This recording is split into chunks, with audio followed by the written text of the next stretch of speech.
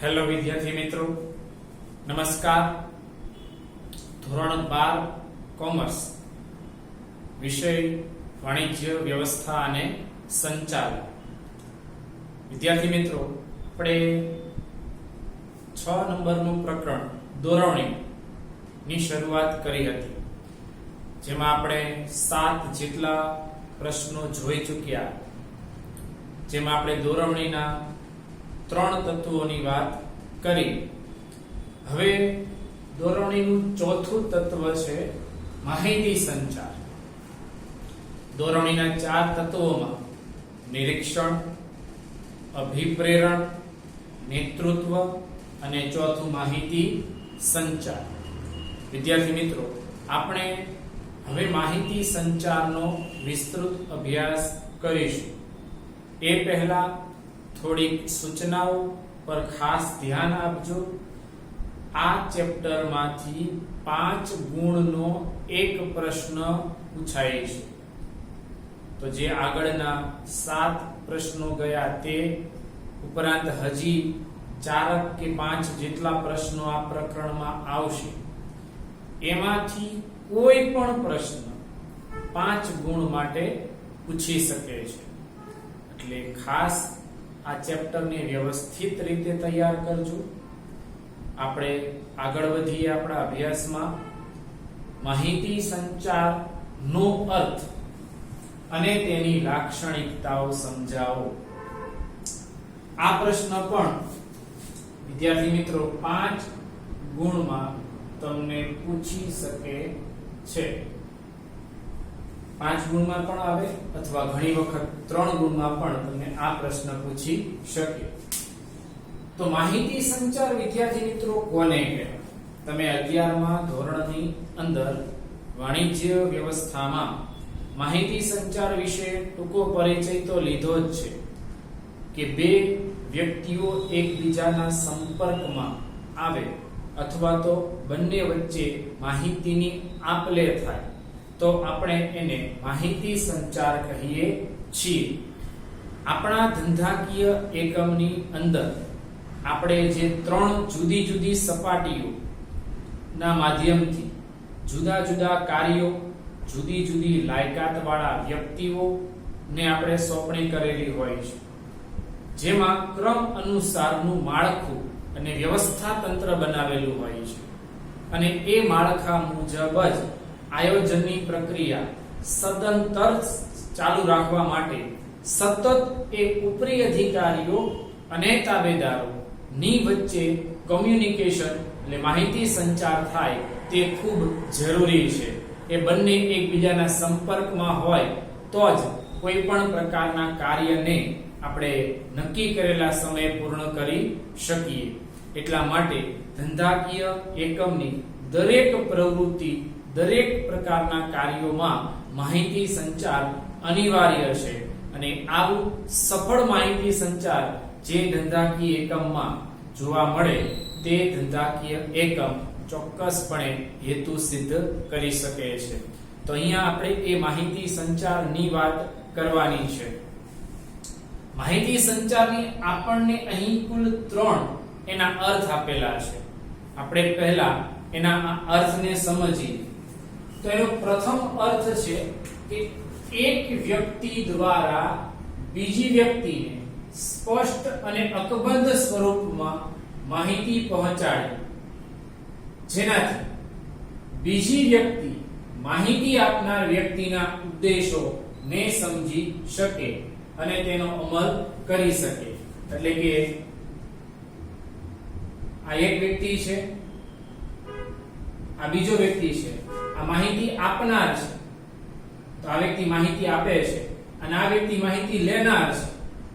તો આ લેનાર વ્યક્તિ, આ જે આપનાર વ્યક્તિ છે, એ શું કહેવા માંગે છે એ માહિતી દ્વારા એ વ્યક્તિ આ બીજો વ્યક્તિને સમજી શકે, તેને આપણે માહિતી સંચાર કહીએ છીએ. કારણ કે આ વ્યક્તિ જ્યારે એ સમજી શકશે ત્યારે તેનો અમલ કરી શકે છે. પણ જો સામેવાળા વ્યક્તિને સમજ જ ન પડે તો એનો અમલ કરી શકતો નથી.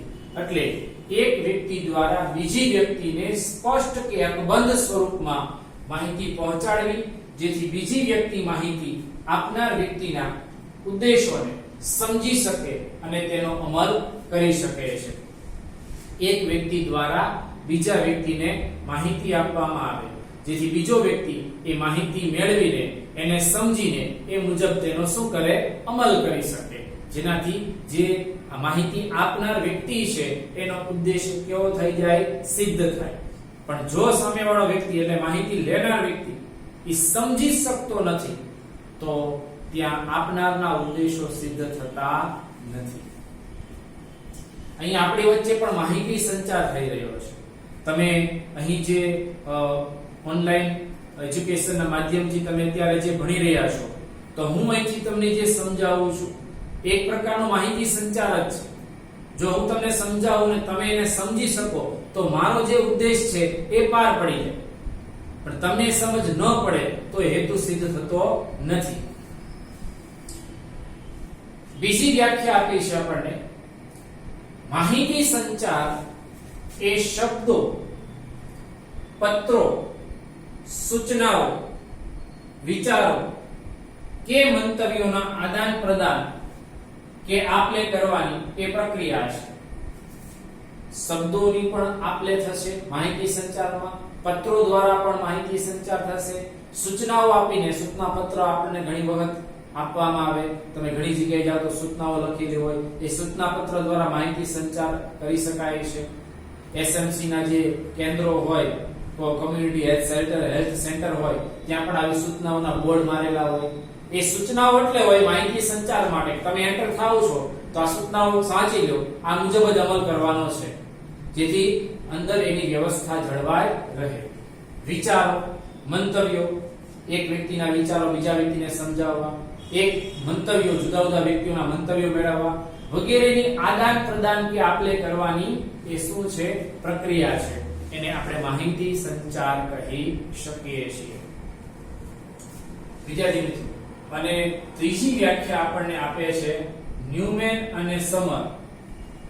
આ વ્યક્તિ આપેલી વ્યાખ્યા સરળ છે કે માહિતી સંચાર એટલે હકીકતો, વાસ્તવિકતા, વિચારો, હકીકતો, વિચારો, અભિપ્રાયો અને લાગણીની બે કે વધુ વ્યક્તિઓ વચ્ચે થતી આપ લે એને માહિતી સંચાર કહી શકાય.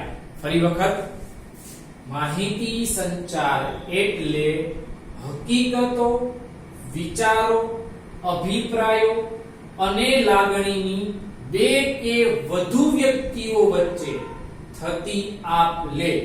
બે કે તેથી વધુ વ્યક્તિઓની વચ્ચે કોની કોની આપ લે થાય છે?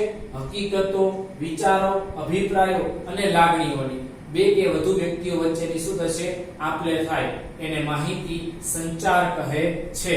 વિદ્યાર્થી મિત્રો, દરેક ધંધાકીય એકમની અંદર ભલે નાનામાં નાનું કાર્ય થી લઈને મોટામાં મોટું કોઈ પણ કાર્ય હશે ત્યાં માહિતી સંચાર અનિવાર્ય છે. માહિતી સંચાર વિના ધંધાકીય એકમની પ્રવૃત્તિઓ વ્યવસ્થિત રીતે કરી શકાતી નથી. વિદ્યાર્થી મિત્રો, હવે આપણે આ માહિતી સંચાર ને વધુ સારી રીતે ઓળખવું હોય, હજી વધારે ઊંડાણથી એનો ખ્યાલ સમજવો હોય તો આપણે એની લાક્ષણિકતાઓને સમજવી પડે.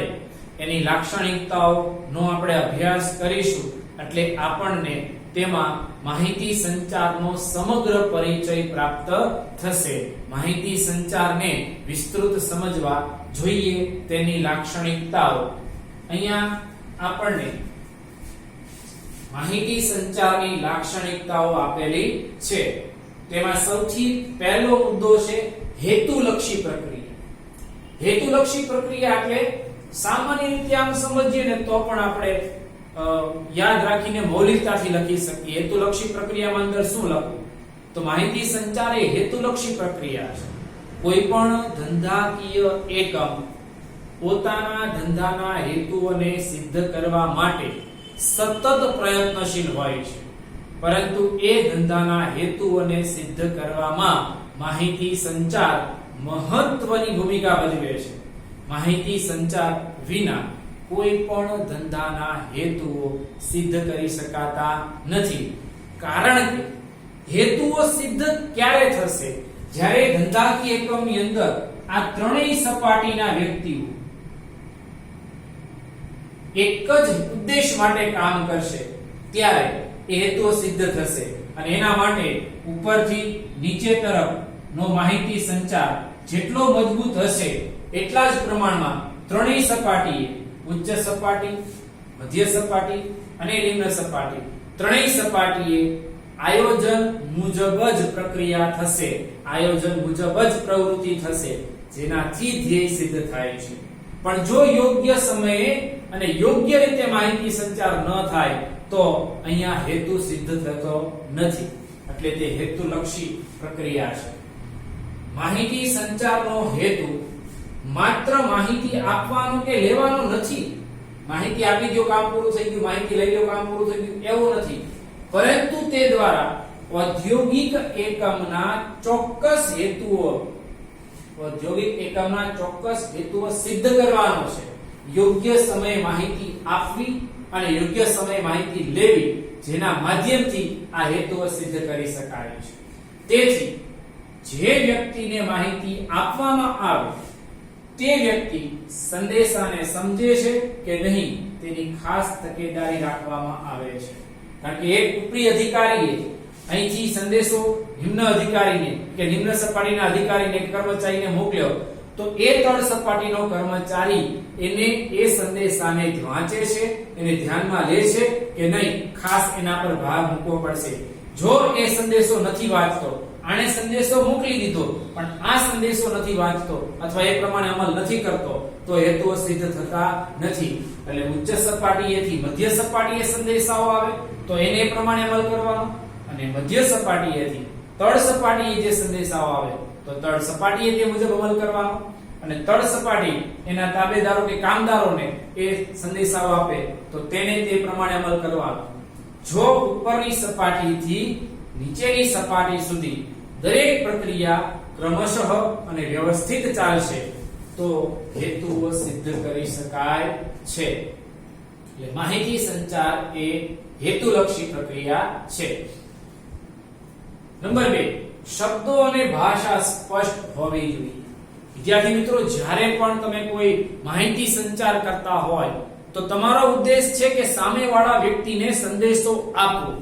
ખાલી આપવાનો નથી કે સંદેશો એના સુધી પહોંચાડવો જેથી એ સંદેશો વાંચી શકે અને સમજી શકે.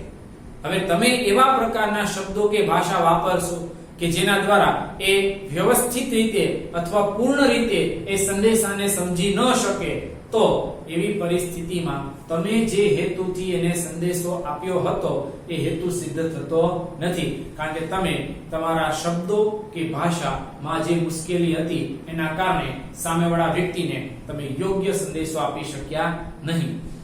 દાખલા તરીકે તમને ઉદાહરણ આપું. કોઈ ઓફિસની અંદર 50 જેટલા કર્મચારીઓ કામ કરે છે તો બધાને મેસેજ કરવામાં આવ્યો કે આવતીકાલે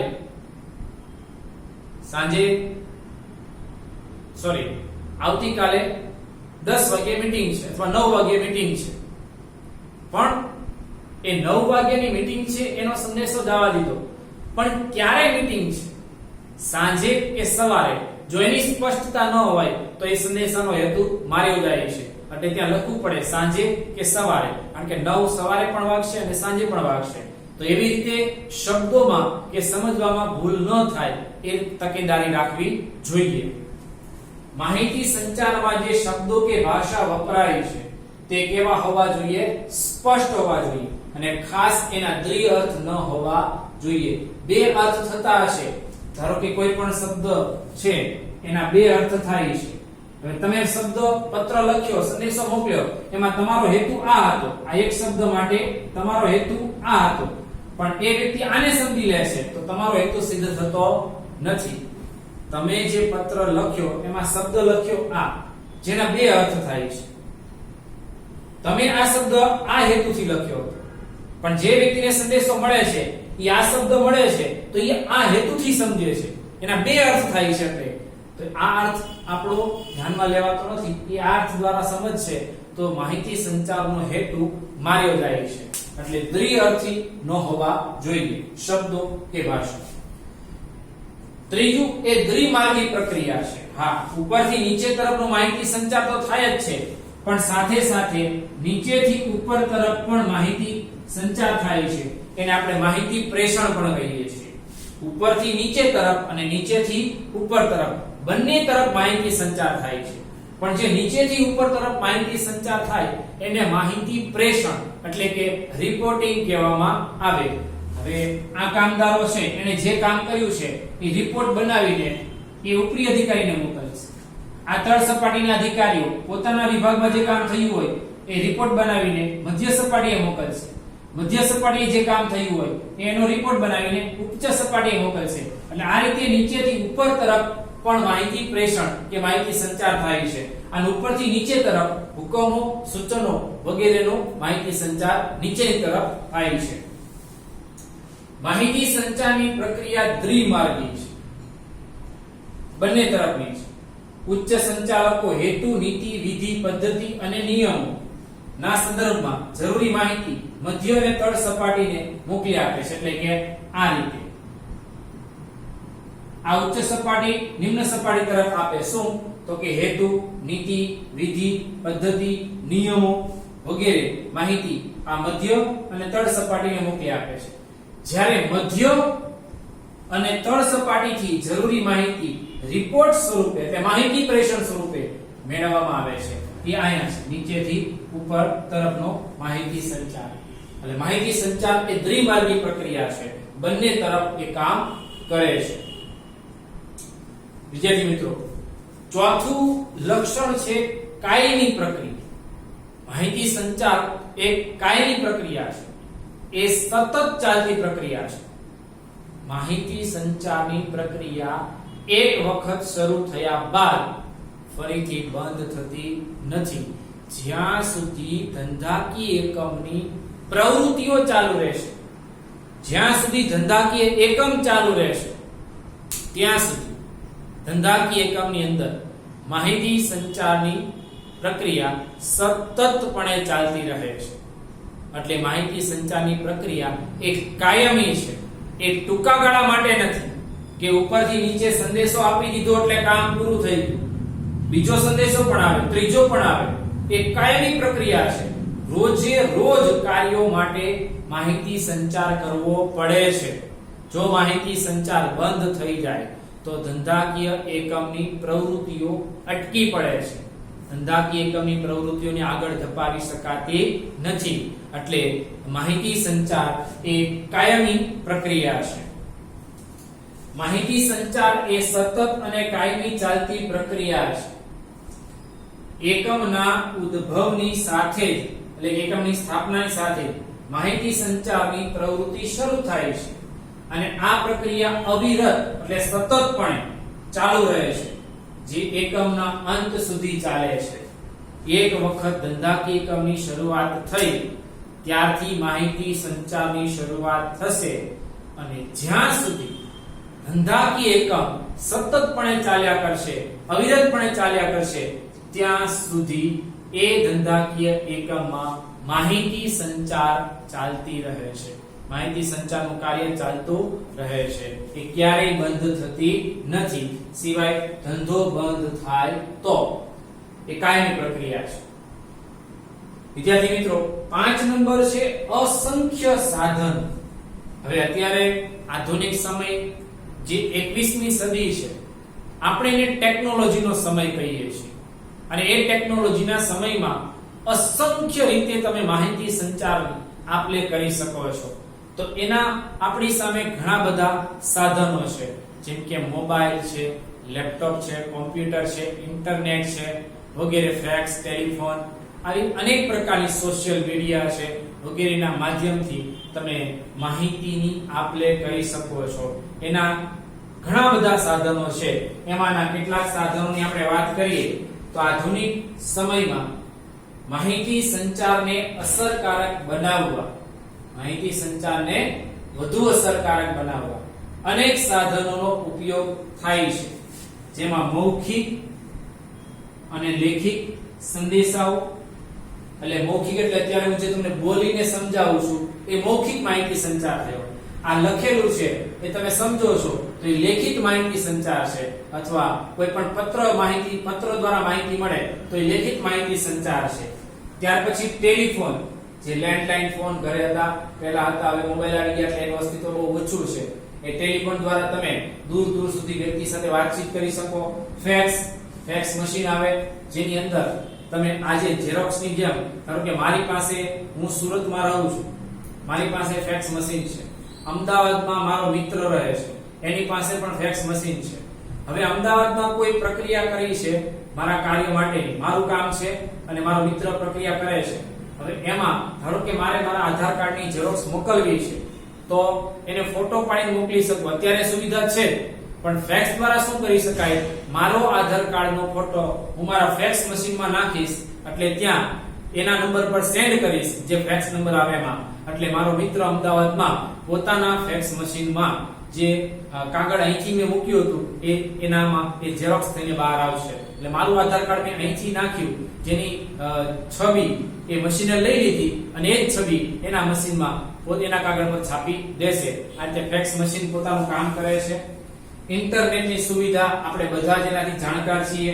મોબાઈલ આપણા માટે રોજબરોજનો ઉપયોગી સાધન થઈ ગયું છે. ઉપરાંત ફોન કોલ કરીને પણ વાતચીત કરી શકાય. SMS, શોર્ટ મેસેજ સર્વિસ, ટેલેક્સ વગેરે જેવી અનેક પ્રકારના માહિતી સંચારના સાધનો વર્તમાન સમયમાં ઉપલબ્ધ છે. અને મોટા ભાગે આ બધા જ સાધનોનો જેટલો વધુને વધુ ઉપયોગ થશે એટલો માહિતી સંચાર સરળ બનશે. અને જેટલો માહિતી સંચાર સરળ બને એટલા જ પ્રમાણમાં વિદ્યાર્થી મિત્રો ધંધાકીય એકમના હેતુઓને સિદ્ધ કરી શકાય છે. ધંધાકીય એકમના હેતુઓ એટલા જ સરળ બને છે. છઠ્ઠો મુદ્દો લઈએ. માહિતી સંચારના અનેક પ્રકારો અને પદ્ધતિઓ છે. વિદ્યાર્થી મિત્રો, અહીંયા તમને જે પ્રકારો માહિતી સંચારના એની પદ્ધતિઓ છે એનું તમને ચાર્ટ આપેલું છે. અહીંયા તમને 6 અલગ અલગ પ્રકારના માહિતી સંચારની પદ્ધતિઓ આપેલી છે. માહિતી સંચારની અનેક પદ્ધતિઓ છે, જેમાં આંતરિક, બાહ્ય, લેખિત, મૌખિક, ઈશારાવાળી અનેક પ્રકારની છે. પણ આપણે આ 6 જે માહિતી સંચારની પદ્ધતિઓને ધ્યાનમાં લઈશું એટલે આપણને આપોઆપ ખ્યાલ આવશે. જોઈએ તો આપણે એની પદ્ધતિઓમાં સૌથી પહેલી લેખિત પદ્ધતિ, જેમાં લખીને સંદેશાઓ કે માહિતી સંચાર કરી શકાય. તેમાં વર્તમાન પત્રો દ્વારા, સામયિકો દ્વારા, જાહેર ખબર, પત્રલેખન, ઈમેલ, આ બધામાં તમે લખીને માહિતી સંચાર કરી શકો. ત્યાર પછી બીજું છે મૌખિક, એટલે બોલી વાતચીત કરીને. તમે અને હું અત્યારે એક પ્રકારની વાતચીત જ કરી રહ્યા છીએ. વાર્તાલાપ, તમારા મિત્રો સાથે બેઠા હોય ત્યારે તમે ચર્ચા કરો છો, વાર્તાલાપ કરો છો. સંવાદ, કોઈ એક વિષય પર અભ્યાસ કરીને બોલવાનું હોય. ગોષ્ઠી, કોઈ એક ટોપિક ઉપર ધ્યાન કરી નિબંધ લખવાનો હોય. ભાષણ, નેતાઓ, જે મોટા મોટા નેતાઓ છે જાહેરમાં લોકો વચ્ચે ભાષણ કરતા હોય, માહિતી આપતા હોય, તો એ મૌખિક માહિતી સંચાર છે. આ લેખિત અને આ મૌખિક, આ બે સૌથી મહત્વના છે. આ ઉપરાંત દ્રશ્ય માહિતી સંચાર એટલે જોઈ શકાય. નકશો તમે જોઈ શકો, આકૃતિ તમે જોઈ શકો, આલેખ તમે જોઈ શકો, ચિત્રો તમે જોઈ શકો, રંગો, ચિહ્નો, પ્રતીકો. આ દ્રશ્ય એટલે તમને આકૃતિઓ કે નકશાઓ દ્વારા તમને કઈ લખીને આપવામાં નહીં આવે, પણ તમારી સામે નકશો મૂકવામાં આવે આપણા ભારતનો, તરત તમે કહેશો આ ભારતનો નકશો છે. એમાંથી બધા રાજ્યોના અલગ નકશા કરીને આપણા ગુજરાતનો નકશો મૂકેલો હોય, તમે તરત ઓળખી જશો કે આ તો ગુજરાતનો નકશો હશે. એ દ્રશ્ય એટલે જોઈને માહિતી મેળવી શકાય છે. શ્રાવ્ય એટલે સાંભળીને, જેમાં ટેપ રેકોર્ડર, રેડિયો, ટેલિફોન, ટેલિકોન્ફરન્સ વગેરે દ્વારા તમે સાંભળીને સંદેશાઓ મેળવી શકો છો. દ્રશ્ય શ્રાવ્ય, સાંભળી પણ શકાય અને જોઈ શકાય, બંને સાથે થાય તો આપણને તરત યાદ આવે ટીવી. ચલચિત્રો, ધારાવાહિક કાર્યક્રમો, ટીવી, ટેલિવિઝન, ઇન્ટરનેટમાં પણ તમે અત્યારે ઓનલાઈન એ જોઈ શકો છો. સારા સારા જે વક્તાઓ છે, સારા મોટા જ્ઞાનીઓ છે, એના વિડિયો જોઈ શકો. કોમ્પ્યુટર્સ, જે સાંભળી પણ શકાય અને જોઈ પણ શકાય. મૌન, એટલે ઈશારાઓની ભાષા, મૌન મુખ સહમતિ. ધારો કે તમે કોઈને બોલાવો હોય તો બોલ્યા વગર, તમારે કોઈ જવાબ ના પાડવી તો મુખ સહમતિ, મુખ અસહમતિ. બોલ્યા વગર તમે આ રીતે જે મૌન ધારણ કરીને પણ તમે સંદેશાઓની આપલે કરી શકો છો. હાવભાવ, ગુસ્સો, ખબર પડી જાય ગુસ્સામાં છે, હાસ્ય કરતા હોય તો આનંદિત છે, એ કોઈ પણ શબ્દ બોલ્યા વગર તમે એ સંદેશાઓ આપી શકો છો. આ 6 પદ્ધતિઓ છે માહિતી સંચારની. વિદ્યાર્થી મિત્રો, આ 6 પદ્ધતિમાં ઘણી એકાધિક પદ્ધતિ તમને ટૂંકા સવાલ તરીકે પણ પૂછી શકે છે. 7મું છે કાર્ય પ્રેરક પ્રવૃત્તિ. માહિતી સંચારની પ્રવૃત્તિને કારણે, માહિતી સંચાર એ કાર્ય પ્રેરક છે એટલે કામ કરવાની શું આપે? પ્રેરણા આપે. માહિતી સંચારની પ્રવૃત્તિને કારણે અધિકારીઓમાં અને કર્મચારીઓમાં કામ સમજ પડે છે અને કામની સમજ વધે છે. પરિણામે કામ કરવાની શું મળે તેમને? પ્રેરણા. યોગ્ય સમય અને યોગ્ય સંદેશો યોગ્ય વ્યક્તિને મળે તો સ્વાભાવિક છે કામ કરવાની શું મળે? પ્રેરણા. એમ અધિકારીઓને અને કર્મચારીઓને યોગ્ય સમય સંદેશાઓ, યોગ્ય સંદેશાઓ મળે છે એટલે તે કામ કરવાની શું મેળવે છે? પ્રેરણા મેળવે છે. 8મું લક્ષણ છે વહીવટી પ્રક્રિયા સાથે સંબંધ. વિદ્યાર્થી મિત્રો, માહિતી સંચારને ધંધાકીય કામના વહીવટ સાથે પણ સંબંધ છે. આપણે આગળ આકૃતિની વાત કરી હતી કે ઉચ્ચ સપાટીએ વહીવટ ઓછો, મધ્ય સપાટી એનાથી થોડોક વધારે અને તળ સપાટીએ વહીવટ સૌથી વધારે.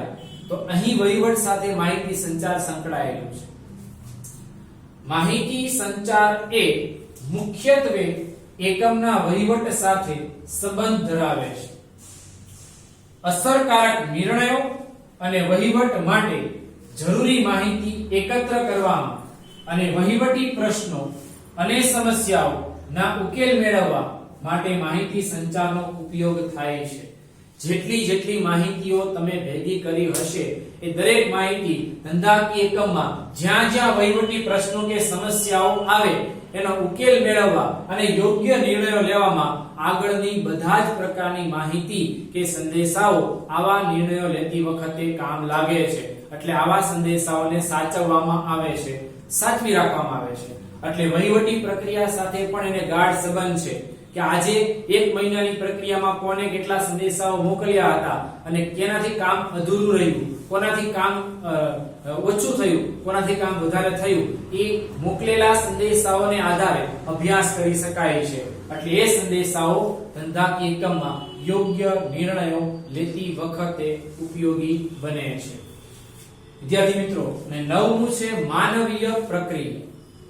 માહિતી સંચાર એ માનવીય પ્રક્રિયા છે. માનવી વગર માહિતી સંચારનું કામ શક્ય નથી. માહિતી સંચાર એ માનવીની સ્વભાવગત બાબત છે. માહિતી સંચારના માધ્યમો ગમે તે હોય, પરંતુ માનવી વગર, તેના કૌશલ્ય વગર માહિતી સંચારનો અમલ થઈ શકતો નથી. તમારી પાસે મોબાઈલ હોય, મોબાઈલથી માહિતી સંચાર કરવો હોય, પણ એ મોબાઈલને ઓપરેટ કરવા માટે વ્યક્તિ તો જોઈએ જ. એમનેમ કોઈ માહિતી સંચાર થશે નહીં. એટલે માનવી અને તેના કૌશલ્ય વગર માહિતી સંચાર શક્ય બનતો નથી. માહિતી સંચાર કરતી વખતે ભય, લાગણી, ક્રોધ વગેરે ઘણી બધી બાબતો અસર કરે છે, જેથી માનવીય પ્રવૃત્તિ છે. કારણ કે સામેવાળા વ્યક્તિને તમે કેવા હાવભાવથી એની સાથે વાતચીત કરો છો, કેવા પ્રકારથી તમે વર્તન કરો છો, એના આધારે એ વ્યક્તિ મુખ સહમતિ દ્વારા પોતે સંદેશો મેળવી લે છે. એટલે વિદ્યાર્થી મિત્રો, આમ માહિતી સંચાર આ 9 જેટલી લાક્ષણિકતાઓ ધરાવે છે અને ધંધાકીય એકમની ત્રણેય સપાટી, ઉચ્ચ સપાટી, મધ્ય સપાટી અને નિમ્ન સપાટી, ત્રણેય સપાટીઓમાં દરેક કાર્ય યોગ્ય સમય, યોગ્ય માત્રામાં વ્યવસ્થિત રીતે કરાવવા માટે માહિતી સંચાર સતતપણે ચાલતી રહે એ ખૂબ જરૂરી છે. અને લગભગ બજારના તમામ પ્રકારના ધંધાદારી એકમ, ધંધાદારી પેઢીઓ એ નાનામાં નાનું એકમથી લઈને મોટામાં મોટું એકમ હશે તો દરેક પ્રકારના ધંધાદારી એકમો પોતાના ધંધાની અંદર યોગ્ય માહિતી સંચાર અને ચોક્કસ માહિતી સંચાર થાય એવા સતત પ્રયત્નો કરે છે કે જેથી કરીને પોતે ધંધાકીય એકમની દરેક પ્રવૃત્તિઓને વ્યવસ્થિત ચલાવી પણ શકે અને તેમાં આવતી કોઈ પણ મુશ્કેલીઓ કે સમસ્યાઓ કે અડચણો ને એ માહિતીને આધારે પ્રાપ્ત માહિતીને આધારે યોગ્ય નિર્ણયો લઈને દૂર કરી શકાય છે. આમ વિદ્યાર્થી મિત્રો, આગળના વિડીયોમાં આપણે આગળના અભ્યાસની વાત કરીશું. આ 5 ગુણનો પ્રશ્ન ધ્યાનથી વાંચવો અને પછી એને લખવો.